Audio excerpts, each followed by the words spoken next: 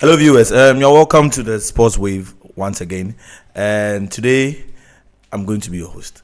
My name is Kwame Shelter, as you already know, and we are going to delve straight into the Europa fixtures.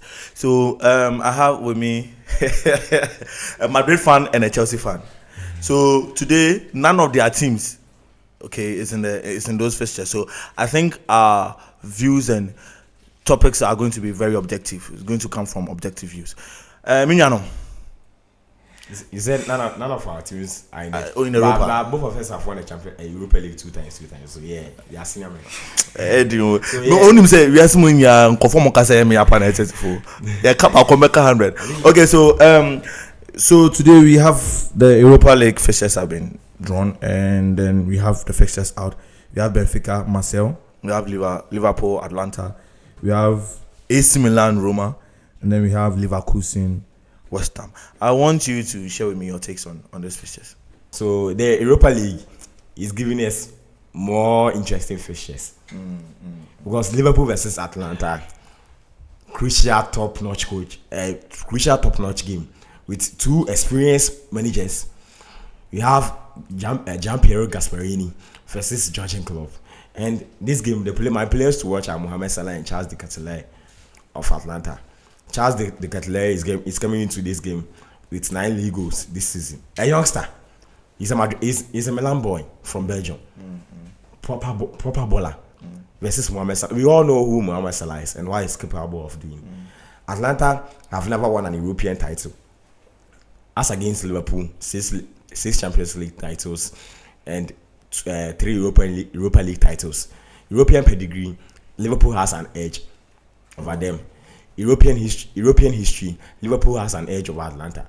But on the field of play, Atlanta are one of the trickiest side in the whole of Europe. They have one of the best squad. Coupe Mainz. They have Coupe Mainz. They have Lookman. They have Charles de Ketelaere.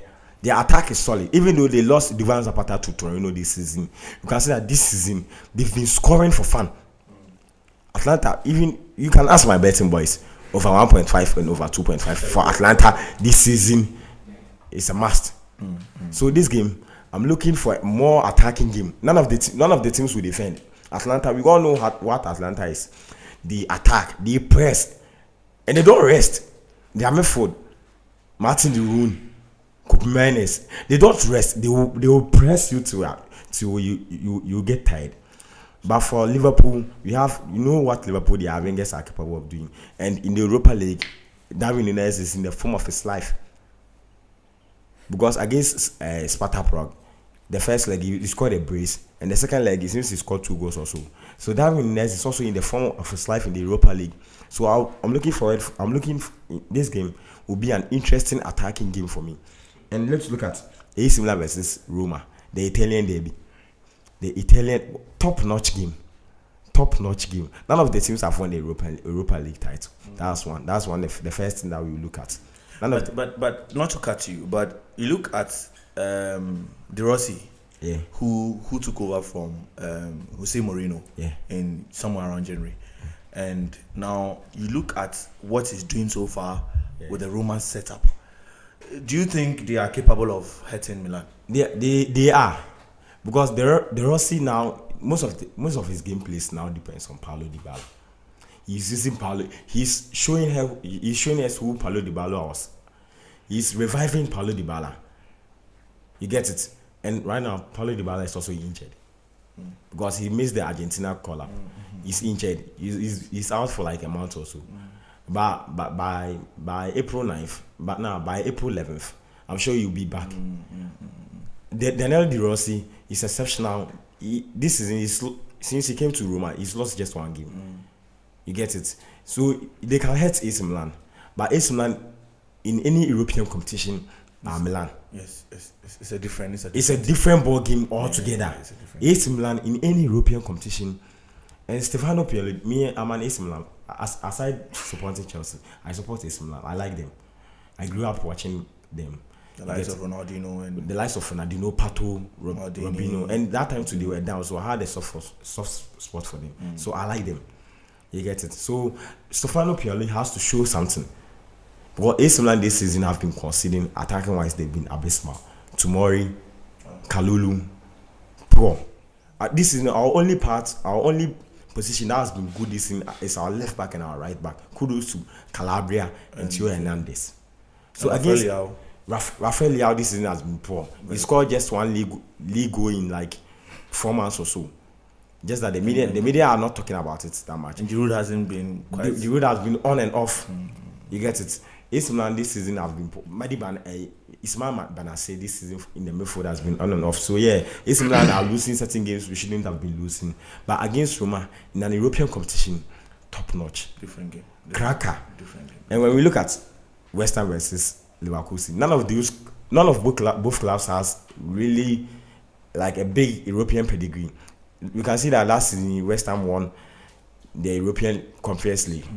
But coming into this game with Mohamed Kudus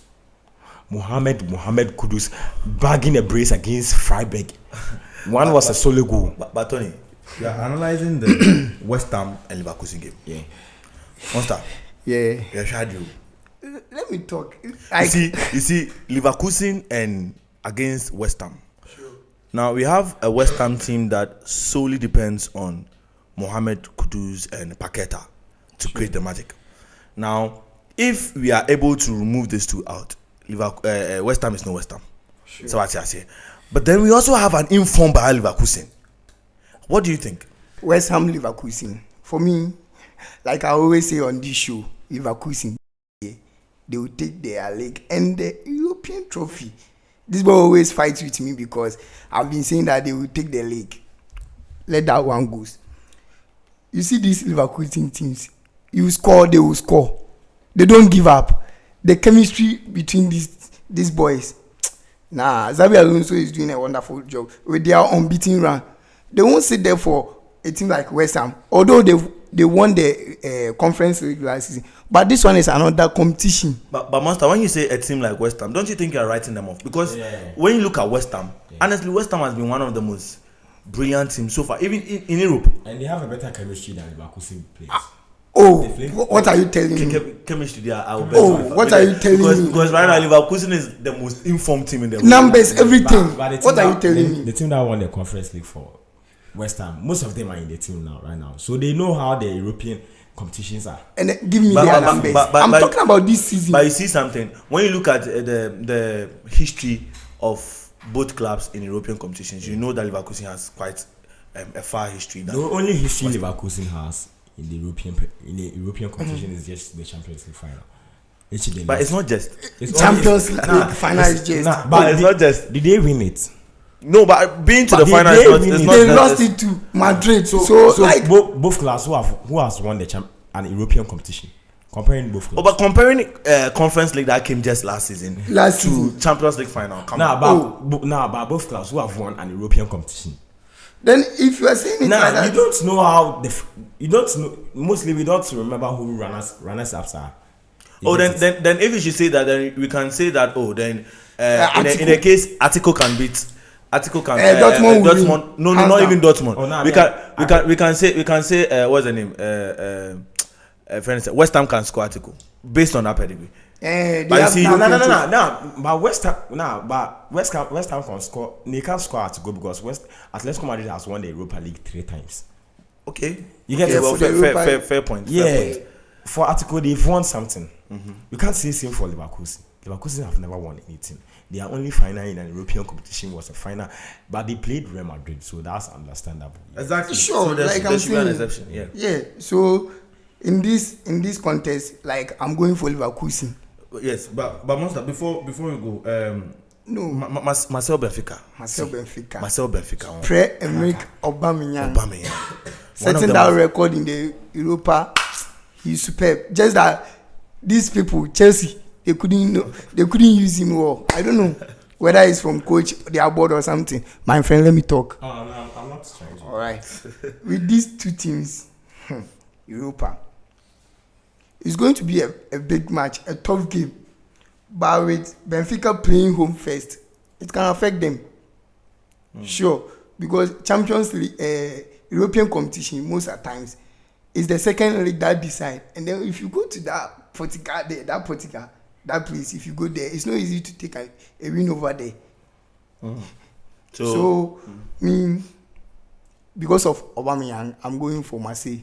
With they winning, they being the only France team to win an European trophy, I'm going for them. Okay. I would like to talk about the Benfica game. Benfica Marseille.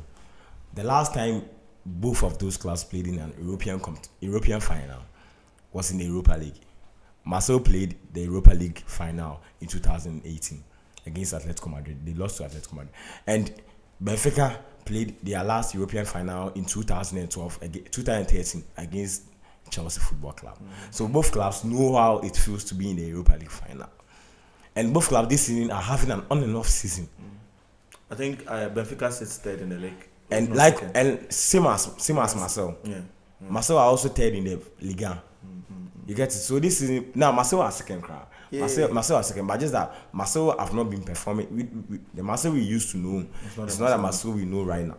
But attacking wise, this season Marseille have been superb, beating Villarreal, a Spanish team, 4-0 in an European competition. Spanish teams and European competitions are like this. They're like this. They are. You get it. And this season, one of the players, I mean, that guy I've been seeing during his time at Sheffield United. He's called Imani Ndiaye, a Senegalese boy. India. A proper baller. Yeah. They have Ismail Assar in attack. They have Pierre-Emerick Aubameyang. This season, Marseille are having the names. You get it. But European competition against, and this Benfica has an European bad luck. They were cursed. That's well. But if you look at the European pedigree for both sides, you can even say Benfica is way ahead of Marseille. 2 times Champions League winners. Yes. Marseille is just one time. They won the treble, right? 93 with Abedi and the rest. But if you should compare both of them, who do you think has the character to go through this fixture? I think Marseille, because playing at away first releases certain sort of pressure from you. I'm seeing Marseille beating Benfica by they'll beat them in both legs. That's it. Oh, they'll beat them in both legs. Master, what do you think? Yeah, Marseille, because of African name, Aubameyang. Yeah. What else? All right, viewers. We would like to have your thoughts on the Europa fixtures as well. Leave your comments in the comment section as well. Thank you, and we'll come your way right again.